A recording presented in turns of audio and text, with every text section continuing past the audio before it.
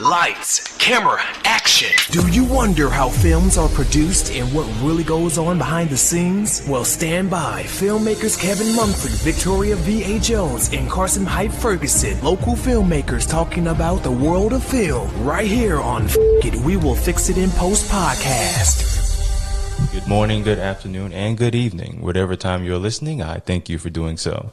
I am Kevin Mumfrey, and this is F It, We Will Fix It in Post. I'm here with my colleagues Victoria V.A. Jones. What's going on?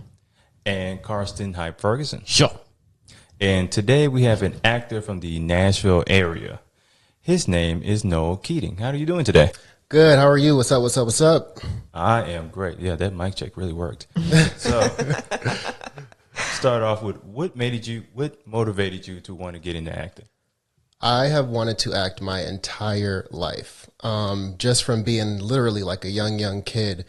And I remember as I got older, I guess you get in that thing where you don't really want to tell people your dreams because you're afraid of what they'll say and to have a backup plan and all that kind of stuff. So 2 years ago, I said, fuck it. And I decided to start following my dreams. And I mean, it's been amazing. That's what's up. Yeah, cool. So what actors were you motivated by growing up? Well, as a kid, obviously anybody on Disney Channel, but now I'd say Will Smith is a big one for sure. Cynthia, I don't remember what her last name is, but like Arrivo or something like that. She's really good. Yeah, anybody black. That works too. Yeah. I like that answer. That works for me. That's always the right answer right there. Yeah. So Sidney Poitier. I mean, yeah, that was a pretty good answer too. But Yeah. you don't act. You know what? I got knocked out one time on screen. Okay. I mean, like that was that was my acting debut or whatever. They needed somebody, so whatever. So That's you more of a stunt volunteered? double. No, I did not volunteer. They were like, "Hey, we need somebody to get knocked out." Oh shit. And I was like, "Really, really?" So again, you volunteered? I was voluntold. volunteered. Nah, I ain't volunteering to get knocked out. I'm telling you that right now. But my bad. No, you're good. I digress. We all get knocked out every now and then. You know? That happens. Nope. So when you decided that you wanted to do this professionally, what type of training did you do? What's crazy is, well, I mean, at first there was no training. I literally just kind of dove in head first. I was even afraid to approach my first agency that I went to. I didn't tell anybody, so I just went and I applied. I did like the tryout and I got in, and then I just started to submit to stuff, which is amazing how I booked, some of the stuff that I was able to book. But then about a year ago, I was like, well, this is what I want to do. So let me just get some type of training under my belt so that I can really, perfect my craft. So about a year ago, I started with the Fourth Wall acting studio. So, yeah. So when you start, because most people don't know how to even approach an agency. So how did you go about approaching an agency? How did I? I'm pretty sure that I was on Instagram and I saw somebody post that agency was holding like the auditions and stuff like that weekly. And like I said, I didn't tell anybody. So I just looked up what time they said to be there, wore all black, and just went for it. Yep. So what you not telling a lot of people or telling anybody, was that the fact of you didn't want them to like till you know or tell you like that's a bad idea, don't do this? That, as well as I am extremely hard on myself like most creatives, and I kind of thought that I wasn't even going to get in. So I'm like, let me not tell nobody, because if I don't get in, then nobody will know. So I'll only, disappoint myself. So yeah, that was my reasoning. That was one of those set your expectations down here and anything above that is a win. Yep. Okay. So I was happy when they called me. I was like, what? Are you really me? Yeah. I was literally the same way. Like, are y'all sure you got the right number? But so how? Because again, most people don't know about the whole agency process. So what did you have to do when you auditioned for the agency? For that agency, let me see. Well, there was a number of people in the room. That was first and foremost. And then they gave us a script. It was kind of like a short commercial dialogue almost.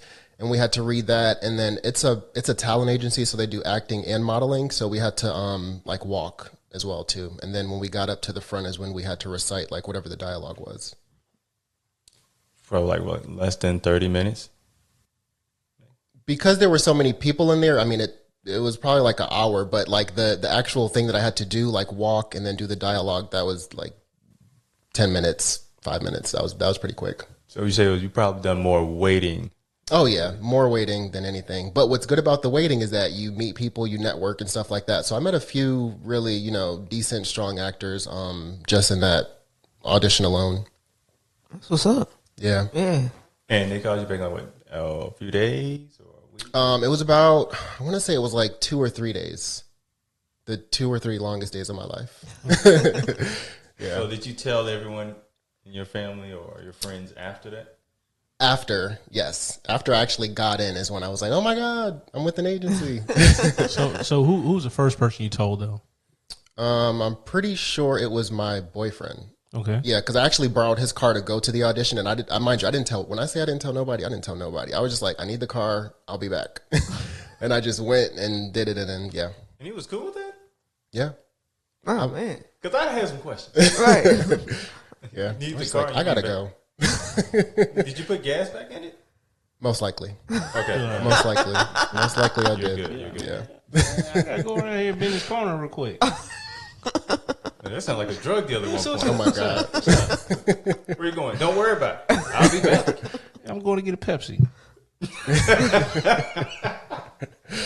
An hour away, a Pepsi. Hey, it's a good Pepsi. The best Pepsis are pretty far out. They're out in Franklin. So Oh, okay. Yeah, Okay. that's true. Well, we ain't talking about drugs no more. Oh, Right. where we going? What were you talking about? I thought we were talking about Pepsi. Okay. You talking about the old fashioned Pepsi? I The thought old fashioned Coca Cola. I don't need to know that. I thought that man was beat with a pimp. See, now that's more about Memphis talk, nigga. That's a whole nother podcast. But so what was the first thing you booked? First thing I booked was a web series. I played a dead guy, and we were somewhere like downtown Nashville. Yeah, it was just like some. That's lovely. Yeah. So you just play dead, huh? I was just laying there, ketchup on my face. Yep. Ketchup. Just dead. So this was no special blood. Just Ketchup. Maybe some water. A little bit of water and ketchup. Yeah, water and ketchup. that was about it. So, did you ever at any point in time get replaced by the chalk outline? Oh, no. Not yet. I wonder who draws that. Who draws the outline? The chalk line for the Yeah. dead person. Yeah, who draws that? Anybody who can trace can draw it. They have special artists that come in and draw the line. Oh, for real? No. Oh, all right. I thought you were being serious. I was gonna say, for I mean, real. I don't know. I'm like, in the movie ones, they're not they're not very accurate. You could put the actor right there, and I mean, they're always like bloated. Maybe that's just me. Whatever. I mean, you don't really go for films for accuracy. You playing you got have you too have you much- seen Transformers? Oh my god. You would hope for Not accuracy. Transformers. No, I actually haven't. Now that I think about it, I haven't. I'm playing. Let me I stop. haven't You haven't seen any Transformer movie? No, Say what? Oh, the plot I've thickens. seen like one or two. Oh my goodness. I've just never been into it. It's mindless. Even with it's a mindless kid, you've action. never been It's into mindless Transformers? Cartoons, yes, I've seen the cartoons. But it's- So you liking the cartoons? You didn't want to watch the first one that came out just to see No. how it was gonna come out? He was that disappointed. There's a cartoon. Or I he didn't know there was a just cartoon. you know how you see a trailer and you just go, You just showed your age. that was it. I saw a trailer. I was like, this ain't it. wow. Wasn't doing it. I mean, I would at least waited to the third movie when that was warranted. I was Not even the third surprised there was movie. a Like third movie. after the second one, it was over with. Oh, I found out. Case in point, which one was it? I think it was Revenge of the Fallen. So that was like the third one, right? Yeah, something like that. Like they didn't have a script Oh, that's horrible. because the writer strike. Oh, So they just winged it? the writers were like, "Hey, here's our outline." Then they go on strike, and then old boy's like, "All right, Let's see what y'all gonna do. no, Mike, Improv. I mean, they were like, all right, we're gonna have all these action scenes, and then they had like dropped in action scenes in between like and that's The why dialogue? that's why that movie seems like so long. I was like, y'all gonna fight The first a one was lot. long though. Yeah, but I was in the theaters when I saw, I think the second one, And I was like, you ain't get me again. And they got you? No. The third one was like, the third one I broke it into parts, and it was like on Amazon. Oh, okay. But the second one or whatever, it was very, very long. And even though, like, you know, films and storytelling is somewhat formulaic, Right. some stuff, Well, you can tell. And I'm a Transformers fan. Cartoons, like the 1980 something, 89 movie. I had the jacket from the movie poster. There was an 89 movie? Yeah. Oh, I just showed my age. All right. Oh, we're moving on? All right, we're definitely moving on. I will stop talking for a while now. Moving on. I We didn't digress. So, like when you played the dead guy, like were you kind of, since it's been your first time on a set, were you nervous? On that set, no. First set that I was kind of nervous on was for Tell Me a Story, season 2, which was on CBS All Access, I believe. So it used to be on CBS, and then it went to All Access, like the digital platform. But that one I was nervous because this was like the real deal, like, you know, camera crew and this and that. And I was just like, what the heck? But it was also that moment where I was like, wait a minute, I'm really doing what I love. So I was nervous, but then it was also like just that realization, that I was like, I'm really doing this. Did it feel like at that set, did it feel like everything was going kind of fast paced for you or something like that? Yes, but I was very optimistic, and then like I was just kind of like taking everything in, like seeing what this function is and that function. I didn't even know what a stand-in was. That was my first day for Tell Me a Story. They booked me to be a stand-in, and I had to Google what a stand-in is, like that, because I had no clue. I literally went on Google and said, "What is an actor's stand-in?" And then it said, you know, you're there for the main actor whenever they're not there. Basically, you're standing there for the lighting or whatever the case is. So, yeah. So Learned being on set, like a professional set, what did you experience what you thought it was gonna be, or was it like totally different than what you thought it was gonna be? I feel like it was pretty much everything that I had thought that it would be. Yeah. I mean, I didn't realize how many times it takes to do certain takes of stuff. Like there was one scene where we were in like a boardroom, and when I tell you we knew those lines by heart by the end of it, because it was like 60 something times. I was like, damn. But it was just great to see the actors still have that composure, have that emotion in every single take. Right. And I was like, damn, okay. People don't get it. Like even the short films or the independent films, when we redo takes and certain people get tired, they don't get it.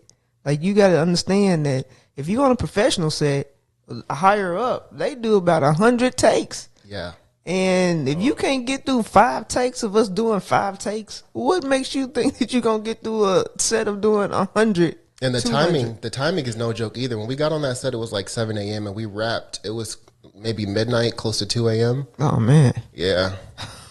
All right. Unless you're on a David Fincher set, he walked through the whole scene and all that stuff. Like especially with the talking pieces, like in Social Network. Like he'll walk through that. Like he'll rehearse it 50 times, and maybe we'll do 3 takes of it. So he does more rehearsal than shooting. I think that's quite rare, actually. I mean, but like movies like Pulp Fiction and like they're like real like psychological. The psychological stuff that he's done. Was it Gone Girl and some of those other deals, Social Network.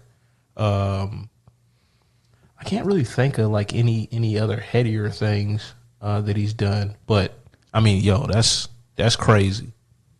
So I want to go back to being a stand-in. So did you have like an expectation of what it is before you looked it up? I had no clue what it is before I looked it up. I was literally like standing, like what exactly am I going to be standing in for? I mean, you would think you're standing in for something, but I had no clue what I was supposed to do when I got there. I'm just like, do I just show up and just stand? Like what? I'm standing, I'm here, you know? So yes, because I've done that once, and my experience with it is they treat you as great as the actual actor. Oh yeah. Until the actual actor shows up. Yeah. Then it's like, hey, you can get the fuck out of here now. Yeah. See ya. It's time for you to go. I was like, oh, I loved it. And then it's like, oh, okay. Yeah, I'm nobody again. So what is your process of memorizing lines? So my old process was literally getting the script and just focusing solely on the lines, on the lines, on the lines. But after going to acting school and learning that there is a lot of emotion that goes into this, I choose to do more research first on the character and the emotion and the story, and then the actual memorizing. But one of my techniques that I use to actually like memorize the actual lines is I do voice memo. So I record the other person's lines, give enough of a gap for me to say mine, and then that's just kind of how I do it. Smart. Yeah. That's the first time I've ever heard that. I learned my lesson after we did the first film that we did. Yeah. I was like, okay, maybe I should start memorizing my lines for this stuff. So yeah. You didn't do a bad, like, you did an excellent job though. But I bet to you it was like, Oh yeah, to me, I mean, well, because myself and then the other actor, he had his memorized. So I'm looking at him and I'm like, oh shit, like, what the hell is going on here? Like, were we supposed to memorize this? So I think I did some more research. I do my research. I must have went on YouTube and typed in like easy ways to memorize lines, and then that's what popped up, was to just use voice memo. So I guess it's a way so you don't step on the other actor. You get that having That gap, space. yeah. Okay. So that I can put the script down and I can hear them saying their lines, and then me say mine, with like trying not to look at the script, just go through the whole thing. And it helps you memorize it because like you're thinking about the whole conversation. Yeah, we're basically having the conversation. Okay. Yeah. That's smart, like rehearsal wise too. Yeah. So, as you said, you do research on the character. How does that help you? I mean, it helps me kind of set the tone for the scene to figure out, I mean, who is this person? You know, if this person was somebody that was homeless or somebody that went through a lot of trauma or this or that, it kind of helps you tap into whatever they were feeling during that scene or that film or whatever it is. So when you have to do a scene where you have to draw a strong emotion, what is your process of doing that? I guess try and go back into my own life and see where I may have felt that feeling and just kind of tap into that. I had to do one audition, what was it for? Some type of a medical something with cancer and stuff like that. And my mom passed away from cancer about 4 or 5 years ago. So I kind of drew that on when I was in that audition. Like when I was talking about whatever we were talking about, I kind of drew into that. So yeah, kind of trying to base it off of your own experiences or make up a story for that scenario. Now, how the hell do you get out of it? I just get right out. I just step right out. Stand in, stand out. it's a lot of people who can't do that. You know, a lot of people can't do that. They'll get in the character and they'll have a hard time trying to leave the character once the project's done. Yeah, that's a good trait right there, to step in and step out. Yeah, I mean, I feel like eventually it may be like that, but I'm still learning to build that emotion, because I come from, you know, trauma and just all types of stuff. So sometimes it's hard for me to feel emotion because I've blocked it so much. And as an actor, you gotta have emotion, you know? So I'm just, you know, still learning every day to just keep on chipping away and just tapping into that emotion. So as someone who's, and like a lot of men kind of learn to block emotions, you realize you have to bring these emotions out. Yep. Emotions that you probably don't normally do. Correct. So with it, like something kind of, I don't know, overwhelming for you, or something that kind of made you nervous as far as being an actor? I wouldn't say necessarily nervous, but it's been a big challenge. Because I hold so much in. So it was just like, damn, certain times I would just be like, it's hard for me to feel this emotion because I have blocked all of this, you know? So more of a challenge than anything. So can you cry on cue? At this moment? No, I cannot. Well, I don't want you to. He's like, cry right now. Cry right now. The crazy thing about it is that I used to be able to when I was a kid, like middle school and stuff like that. Like kids would literally come up to me and just be like, make yourself cry. And I would be able to do it with the drop of a dime. But again, that was before life happened, you know? Right. So now, not so much, but that is something that I'm working on, because certain songs or certain things can bring out that emotion in me. So I'm, you know, still trying to tap into that. Why were kids walking up to you asking you to cry?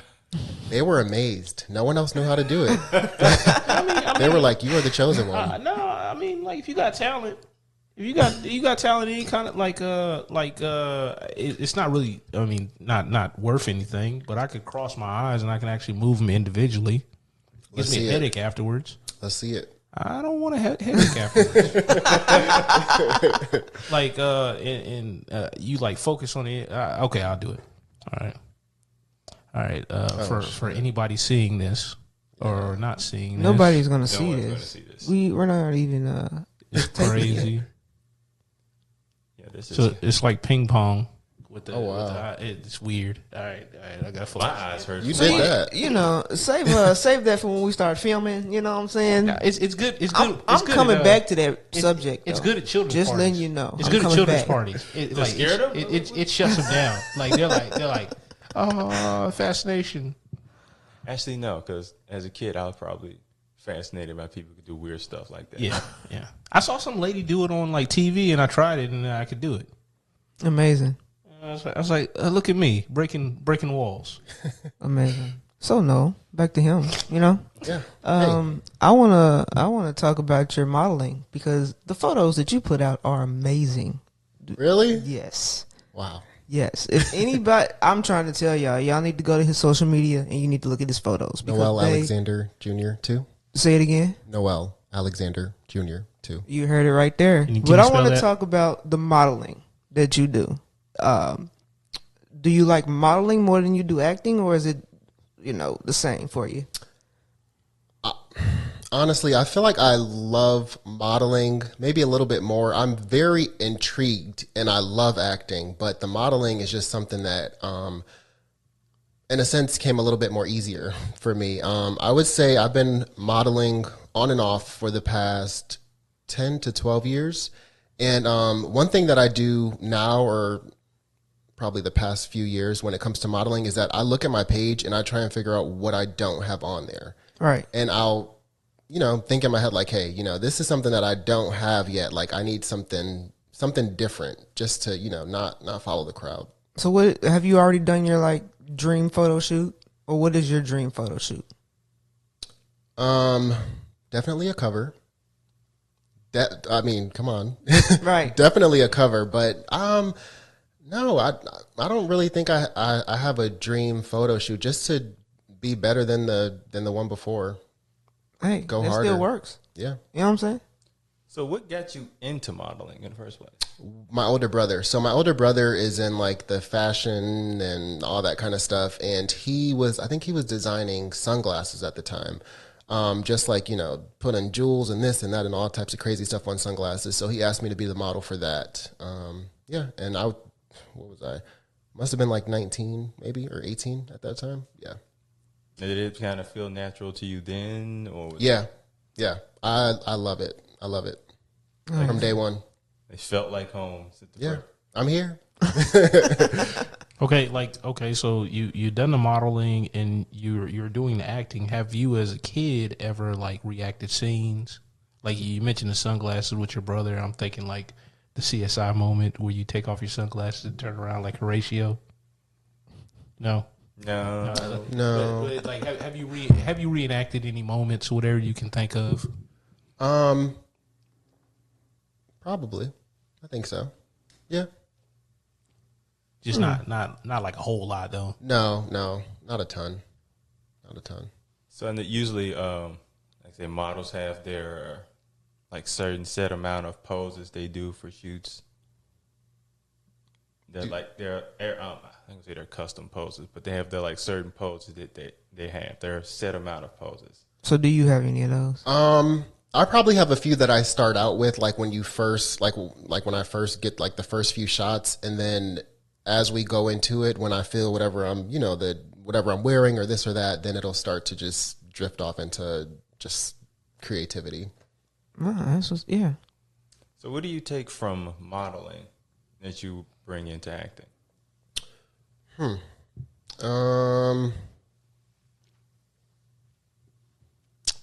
Probably the emotion, because if you look at my photos, I like to think that they kind of tell a story. So just trying to embody whatever I'm feeling in that moment, because when I'm modeling, I'm somebody else. I'm that person. Whoever that is right there that's doing that pose or doing this or doing that, like I just try to just feel something different. So you go into a character even when you're modeling. I think I do. That's an Interesting perspective. I mean, because you need to either be exaggeration of yourself or or a different person. I mean, it wouldn't be no different. I mean, excuse me, you're taking like 1,000 pictures. Whenever you're doing video, right? Yep, 1,000 pictures a second. Yeah.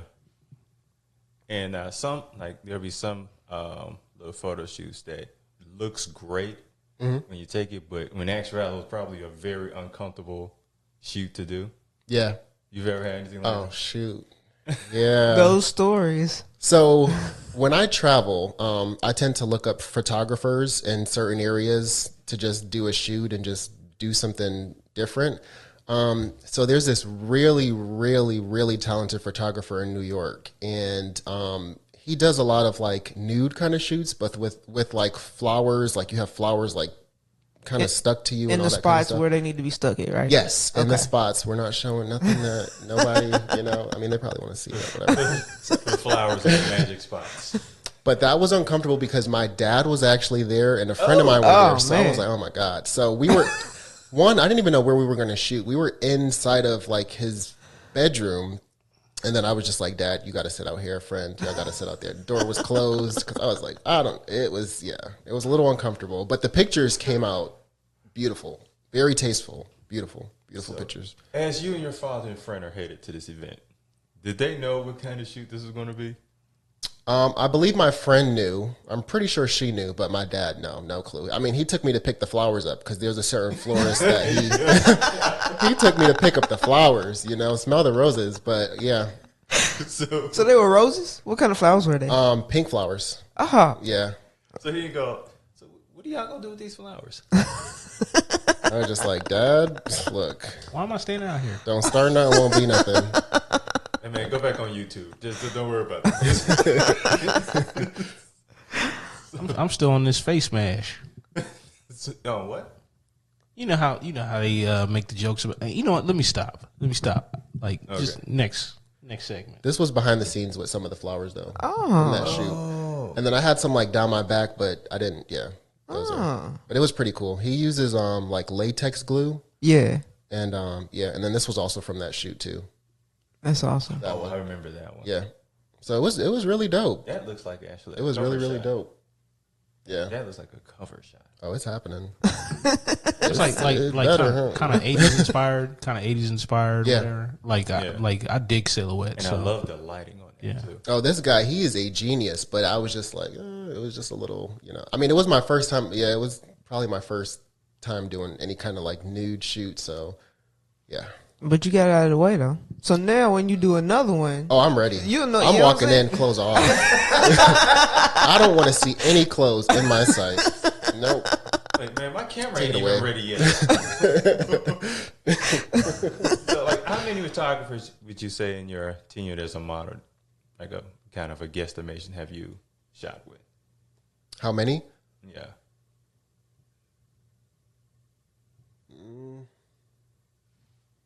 I don't know, maybe like 20, 30, something around there. That's a lot. Yeah.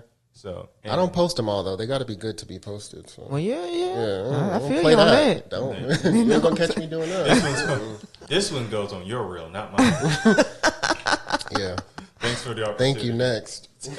So I actually say, so how do you go about kind of vetting a photographer just to see if this is someone that you're comfortable with?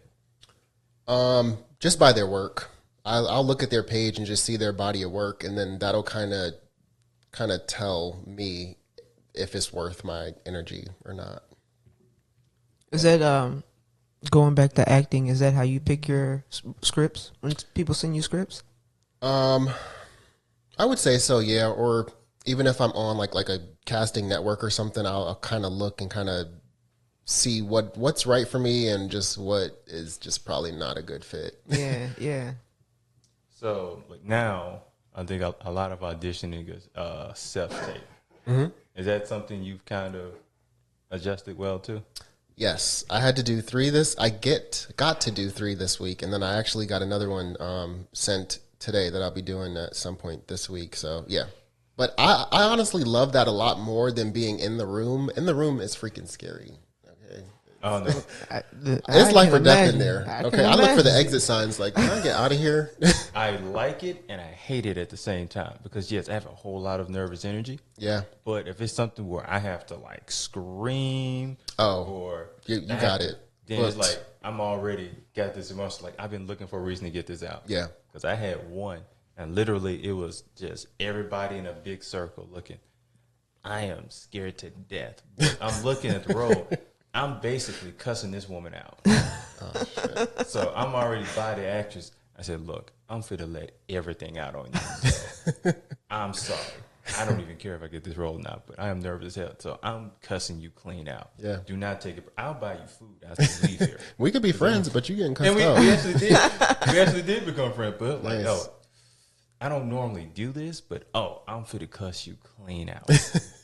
And I did for about a good 3 minutes. Nice. Took the whole day out. Like even the director was like, She left in tears. That poor woman. oh no, she was a strong black woman. Because she got to cuss me out too, so we both just going at it. So the director goes, "Do y'all know each other?" Yeah. Oh my god. So we do now. We know each other quite well now. Yeah, I don't want you two to take this personally. It's just acting. Like, look, we're friends now, but which is weird because she ended up getting the role and I didn't. You gotta curse her out again then. Right. You gotta let some more of that anger out. Like maybe I didn't cuss you out good enough. You probably did. That's what it was. I thought I did. What you thought was good, No. you should have went a little bit 5 or 6 notches up. My chest was out. Oh my gosh. So I'm like, she can't do nothing to me. She just got to take it. This is gonna be great. This may be the only time in my life I can do this. And I let it rip. Man. Let me get in my inner Ike Turner. Eat the cake. Boy, if that line was in there, I would have had a ball. But you can never say that line like aggressively. You got to say it like he did in the movie. It was smooth yet he said it perfectly. It was smooth yet aggressive. It was jazz without knock your ass out. Wow. Dudes don't talk that smooth anymore. It's horrible. Nah, they janky. Now for a horrible transition. Here we go. What is your favorite genre of film to act in? I would say horror, sci-fi type, like all that crazy. Why? Well, one movie that I was really, really intrigued by, strangely enough, was Joker. It was just, I mean, it was real captivating. Yeah. Very. And you're like, man, this dude is messed up, but I can see why. Yeah, he's messed up. it all made sense. Yeah. It all made Joker sense. I is can just see a that. great character to play because there's just so many ways that you can depict him. Yeah. Because Heath Ledger's Joker, I love that one. Mm-hmm. And I love the last one, and it's this other guy whose name I can't think of. I like the look more than him acting. You talking about doing a Suicide Squad? Yes, that one. I did not like the look. I did not like the look. I was like, this dude looks crazy. He's supposed to. He's look supposed to crazy. look I'm crazy for the character. I'm like, okay. I got you. Okay. I'm like, That makes what sense. the hell? I like the classic depiction. I really don't like. I like the what Nolan was the Dark Knight movies, the trilogy. I like those, but I don't think that's a fair depiction of Batman. I like Detective Batman, not necessarily like Ninja Assassin Batman. Yeah, I agree. Yeah, because I'm like I like the thinking characters, especially with somebody that's what he was known for. Two characters I just could never find interesting: Batman and Superman. Oh wow, Really? Wow. Excuse me? Batman is he's basically a rich dude who knows karate. That's a lot of them. He's the dude from Amazon. Except no. without karate. No, he didn't. No, don't do that. Don't disrespect. Superman. Not today. Don't disrespect. Don't you disrespect Superman Batman. puts on glasses, no, I'm not Superman. I'm Clark. With the chin, And everybody's like, with the chin. sure, okay. Like, I can see if you were talking about like 50 Superman, but you talking about like multi-layer. It's even harder to be Superman Boy Scout now. Hell, look at the new ones. What Batman versus Superman, all that. Oh yeah. He's like, And now he comes out like I'm going to beat all y'all. he's like a dark version of Superman, and Batman's like not as brooding, I guess. You want to know my You ever favorite? notice when Superman came out beating up everybody, Batman was mysteriously missing? Because he realized he's just a rich dude who knows karate. So let me go and let y'all handle that. You want to know my favorite Superman? He's ain't stupid. Which one? Smallville. There you go. Okay, that's a good close one. There you go. Smallville. But I always think that was more so on Clark. It don't Clark matter. Kent becoming Superman. That's my favorite Superman right there. That's a better story. Favorite one. But Superman himself, you the only way you can kill him is I can't believe this, man. No, there's multiple ways. There's multiple ways. manipulate his girlfriend. Have you seen Smallville? Oh, I've seen like the first few seasons. You got to watch But all of them. I wasn't watching all of that. Nah, there was other stuff happening in my life during that time. So oh my gosh. Wow. All right. Yeah. In order to get back to our guest. Go ahead. Hello. Go ahead. All right. Established franchise. If you said, okay, if there's an established franchise that I've seen, that I've watched, what would be like a marquee one that you would say I would like to be a part of that? Franchise. That's a hard one. I know. That's a hard one. ask Can hard we questions. come back to that? That's hard questions. Can we just cut that one out? Or- I was thinking Fast and Furious, but Oh, wow. it just gets more ridiculous by the movie. I haven't even seen the last few ones. I don't know what. I might have saw the first three. That's about it. Tokyo Drift. I saw that one like 100 times. Really? Why Tokyo Drift? My friend was obsessed with it, I think, and he just kept playing it. So we just kept watching it. Yeah, You we had just no kept choice. watching. Yeah, Sit down. yeah. Sit down and watch. And I was like, all We're right. gonna do this again. You're an actor. You can get some notes from this. Wait, wasn't that the one with Bow Wow in it? Yeah.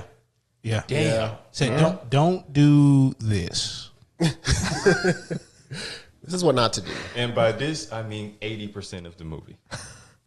So, what is your, like, just for people who don't know the process of a self-tape, what is your process of doing a self-tape? Let me see. First process is reading whatever they sent, like for this, like all the direction, because I've heard that that's something that they look for. It could be the smallest thing, like if they tell you to slate a certain way or to say something a certain way, and if you don't do it, then it's like that audition is basically shot. So just making sure that I read whatever the direction is first, and then I usually print the script out, highlight all of my lines, kind of like get the gist of whatever the scene is or the audition is for. And then, pretty much taping is the last thing. So luckily I got, a ring light and all that setup, playing background. And then if I have to have a reader, obviously I'll, find a friend or somebody that could stand in for that process. And doing self-tapes, again, that's something that I YouTubed first, and then going to like my acting classes, they, gave us some pointers and stuff like that too. So, do you think do you seem to get more auditions from self-tapes? No, not that no. Yes and no. It's such a gamble, honestly. You can submit 100 things and then, book one from the 100. So it just kind of varies. That is really, the most actor thing you said today. Yeah. It's the truth. You can audition for everything. I got something that I forgot I auditioned for. It's like, oh, yeah, we like your tape. I sent y'all a tape. Are you sure it was me? Go back to my email. Oh no, I ain't saying that. I was like, cool. Y'all paying, right? Yeah, I sent y'all a tape. I still to this day cannot find that tape I sent to. That's crazy. I want to see it. Must have been like DVC Show or me. something. It was like years ago. No, it wasn't that long ago, but it might as well be because I have no memory of it. That's hilarious.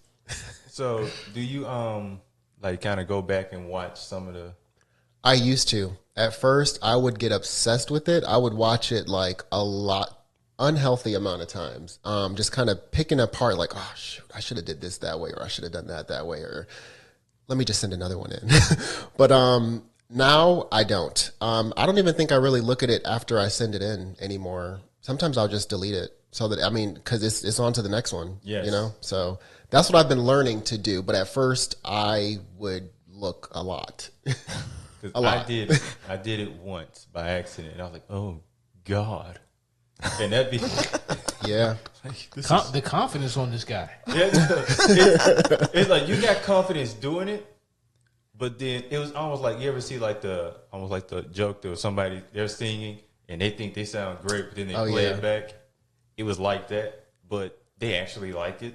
So it's like, well, they liked it, so You like it, I love it. Right. exactly. So now, when you look at movies now, as an actor, do you tend to look critically, or can you kind of take the actor hat off and just watch the movie for being a movie?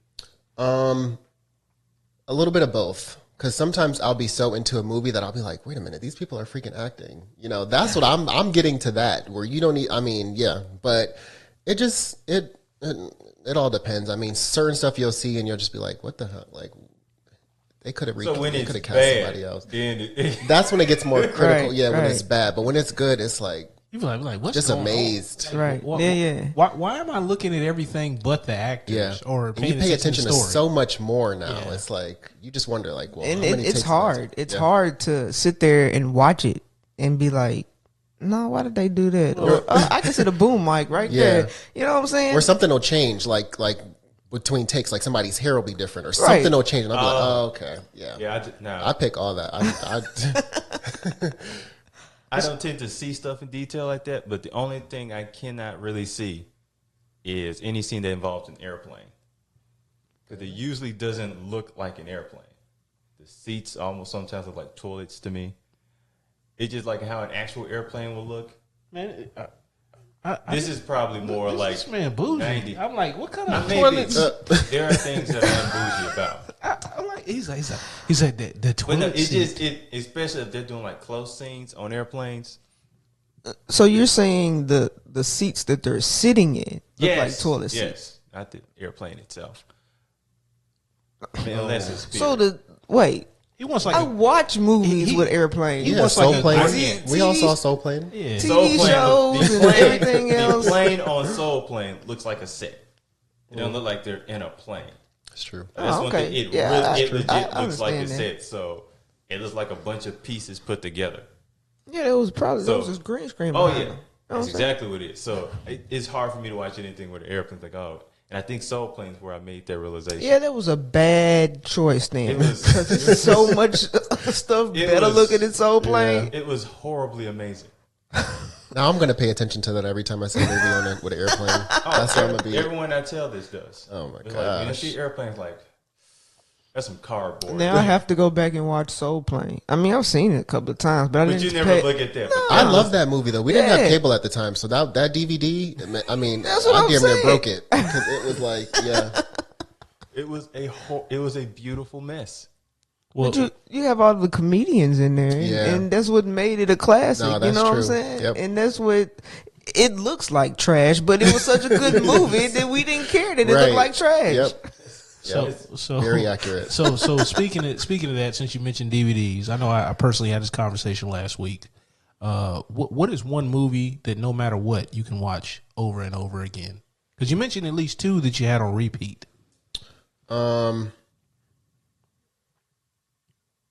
Damn. Man, see, You coming with all I these mean, hard come on. questions, man. That's a good question. No, it is. I'm just trying to think of crap. Hey, Professor. Oh my gosh. Oh, now I'm that guy. Okay, all right. I'm gonna just go with Soul Plane. Okay, I'm gonna just leave it right there. That's I'm a gonna good just one. go with Soul That's a Plane. good one. I'm cool with that. I'm cool with that. Players Club is another one too. Yeah, that's a good one. That's number one. That's okay? a good one. That was some real life. We used to have certain we like go to each other's rooms and certain movies be on repeat. Players Club was one of them, Yep. and Belly was another one. Yep. It's like you would just sit there and be like, "Oh, this is my part," and then you leave, come back, oh, it's on again. I liked Belly, but like Nas wasn't acting. He was just being Nas. None of the rappers were acting. None of them. But it's like they picked perfectly because it worked. But DMX was definitely being DMX. Yeah, I was waiting for him to bark the whole time. Like For real, like every time I see him in a movie, I was just like, I don't know why I got to disrespect this man like that. I'm waiting for him to bark. Yeah, like for real. the only I can say acting is the dude who came out with the glasses. Oh, the one that played Kane in Menace to Society. Yeah, Yeah, I didn't like- know that was him for years. When he was eating that banana. that was acting right there. Man, me and my cousin talk about that all the time. Be like, when we see something we don't like, be like, yeah, we don't like that. We'll drop down on him. Well, no. What is your ultimate goal? wow. See, now that was a hard question. That was a hard question. You see, I'm Can not I the phone only a person. friend? Or, okay. I have so many, but I mean, I'm going to be A-list. That's it. Yeah. That's one of them. But there's so many other layers and avenues and other things. But that's the top. That's at the top. That's I it. feel you. That's I feel it. you. That's where I'm trying to be. You know Yeah. what I'm saying? So I'm learning to say I'm going to instead You of have to. I would like to be or it sounds nice. Claim it. Claim it. I'm Name it, claim A-list. I'm And an A-list it actor. shows you kind of how serious you are about it. Yeah. Right. I'm going in here. Yeah. I am an can- A-list actor. Because You listen, can open the door for me, or I'm gonna tear it down. Right. It's y'all's choice. Yep. because you're gonna go back to this episode one day when you are a A-lister, Oh my gosh. and you're gonna be like, damn, I'm an A-lister now, and I spoke it. I told y'all back then, right? Right. I just Right. I believe it. I Then it's believe gonna it. be like, I said Soul Plane? Players Club. I'm gonna keep Players Club. Players Club was I'm good. owning That's that. a pure Yeah. classic Yeah. right That's a there. classic. Yeah, that's a Anybody can recite that film and they can Bernie say a Mac. line Oh, from it, oh. and you're gonna instantly know what they're talking about. Man, Dollar Bill, what you talking about? Dollar Bill. Man. Bernie Mac was legendary in there. Anyway, so like 2019, 2020 definitely been busy for you. You did 2 projects for us and a Yes. few projects with others. So one of the films I wanted you to talk about was the film Soldier that you did. Soldier. So like what? So what was, for people who haven't seen, what was it about? So, I mean, Soldier was basically about someone that was in the army and he was going through like shell shock. Well, they called it shell shock then, but like PTSD. And he basically, well, my character was his like right-hand man. And my character was kind of sneaky and I was a snitch and I got some people killed. And yeah. That's a lot. Yeah, so towards the end, I kind of reeled it in and I let him know that it was me all along. I was the bad guy. I was the snitch. Not in real life, you guys. Not in real life. Old Takashi. Not in real life. So when you read this, what was part of being a snitch that became interesting to you? What do you mean?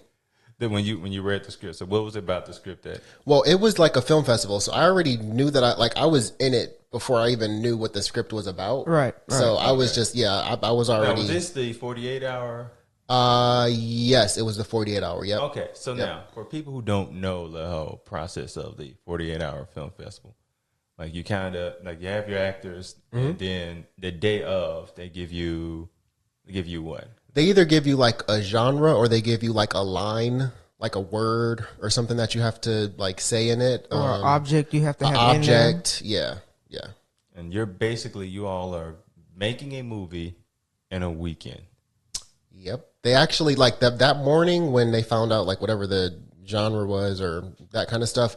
They actually made the script that day, and then that night, I think it was like maybe 10 or 11 o'clock at night. So when we got the script, we kind of did a rehearsal, and then the next morning we filmed. We filmed that was a Saturday. We just did it all in that one day, 2 locations, and just knocked everything out. That's how you do it. I've done 3, 4. I forgot. Never mind. I've done a lot of them. Yeah. So did you like kind of that mode of filming of working on a film that it's somewhat rushed? I loved it. I loved it. I mean, I like the fast pace and not having to like think too much. You kind of get the script and you just go for it. You know, you don't have too much time to like pick stuff apart or try and change or this or that. It's like, this is it. This is what we're doing. So it's almost like you don't have time to overthink it. Correct. Interesting. I mean, like, go with your first instinct in that case too, right? Yeah. And one thing that's so great about Soldier, one thing about acting or anything like in general is just networking and knowing people, because I booked it through a friend of mine at my acting school. So anybody that's like up and coming or just starting out, I would say network and just make friends with people, because I didn't even know that there were like the Facebook pages with all the casting and stuff like that. I didn't know a lot of that stuff. Mind you, I didn't go to a like acting classes or get any pointers prior to. So I just started submitting to stuff, and then each gig I kind of met somebody that would give me a little nugget, or I'll learn something from someone. So for people who are trying to get in, who are just beginning, what is the advice for them? surround yourself with people that are doing what you want to do, because I was not around any actors, which is probably why what took me so long to get into it is that I wasn't around anybody that was doing any of that. So I was just, kind of just keeping everything in. But once I started to network and meet people, I mean, sky's the limit. So network, and research. I kind of had the same journey myself. Like when I moved here, like I didn't know nobody in acting. But one thing I like about Nashville, it's a lot easier to network here. I agree, 100%. People are willing to help. Yeah. Yes. That's the biggest thing. Yes. People Help. are willing to help and me. they're not gonna, try to block you or try to get in and leave you out. I agree. You know what I'm saying? Yep. I think Nashville understands that if the next person wins, that means they win too. That is. Could we say that one more time, please? If the next person wins, that means they win too. And a lot of people don't get that. It's not a zero-sum game. Yeah. Just because one person does something doesn't mean you can't. Yep. Like, hey, there's abundance. Yep. And like you said before, the whole name it, claim it. Yeah. And at the same time, there's enough room at the table for everybody to eat. Oh yeah, That is true. especially with all the different social medias and the new age and VA going live on her phone right now. Yeah, you know what I'm saying? Yeah, all that stuff. All that stuff. Yeah. You know what I'm saying? Yeah, So- yeah. All that good people. Yeah, you know what I'm saying? Yeah. Everybody's waving. Everybody's waving for anybody that can't hear. Yeah. Like for me, like once, especially once you network for, like a nice little group of people, especially I would say like my third year here, we would just be like, hey, we see this role, you should go for it. Or they'll send me something, I think you should go for this, or you should go for that. And then maybe two people I know would build a Facebook group and they'll add me to that group. Or now I had somebody I even made a Facebook group, and now people send me auditions, so now I'm sending it to other people when I get it now. Right. So I tend to love that about Nashville. But what do you feel like is the future of the film scene in Nashville? Just getting bigger and better, because I've seen and I've heard that you don't necessarily have to be in California to make it anymore. That a lot of people from California and like West Coast are actually coming here to do a lot of projects, and they're filming a lot of stuff here too. So when I talk to people about like Nashville, I'm like, surprisingly, there is so much to offer here, so much. And we're so close to, Atlanta too and stuff like that. So there's more stuff is coming here. So I would just say, just getting bigger and better, more and more. Another spot I learned that actors were moving to was Chattanooga, because you're an hour and a half both ways. So Wow. if I got something think about that. in Atlanta, hour and a half, go to Atlanta. So I'm in Nashville, hour and a half, go to Nashville. I have a friend that she lives in Chattanooga, and I met her on a gig that we did, and she's been getting some work. So I'm like, so sometimes I'll find myself on Facebook looking up the Chattanooga groups, because I'll drive out that. Is anybody from Chattanooga listening? But yeah, I'll go out there. And I think Knoxville, they do some stuff out there. So it's a nice area to go to, especially if you just got to drive to certain spots. They have a lot of those true crime shows out in like Knoxville area. I'm hoping to do one eventually. Me too. I love that. That's on your list. I watch that stuff like it's like I pay those people bills as much as I watch that stuff. Okay, that was my I situation. buy seasons. Like, yo, I've watched enough of this. Why am I not on one? Yeah. And then I had a friend who got on there. I'm like, wait, I'm a little jealous. I've noticed people too from here on there. Actually, I screenshotted one woman and I sent it to her, and I was like, "This is you. I see you." Like, Yeah. yo, I watch these things all the time. Like, to the point to where if I had a girlfriend, she was trying to see what I watched on TV, she'd be a little nervous to be around me. Right? Like, is he gonna kill me? I buy seasons when I seriously like. I believe it. Yeah. I don't understand why this stuff is so intriguing to me, but For me, my dad used to watch like all that stuff with me, like Cops and Forensic Files and all that stuff as a kid growing up. So now that's just what I like to watch. how old were you when you was watching this? I was a baby. I used to be on his stomach watching that stuff, and even growing up, we would watch like America's Most Wanted, and I watched that and Cops. Yeah. Like, a whole lot. Like, and it was weird too because our experience was okay. My sister would be in her room watching Cops. My dad would be on his computer and he had like a little TV switcher. Yeah. He'd be watching it, and I'd be in my room watching Cops. And we would have the volume like loud enough to where you could hear it. And Through then all just the- echoing. then we would yell at each other like whatever, like something we didn't agree with. Be like, "Oh, he messed up. Look at that." Me and my dad used to watch Cops, and we would watch America's Most Wanted. Yeah. And the craziest thing that would happen was he would loved watching Cops, and he would just look at it and write on the cops and be like, why are they doing them this way? Yeah. But he would watch it all the time. And I said to him once, I said, why? If you're gonna do this, why are Right, you watching why it? watch it? I just like watching it.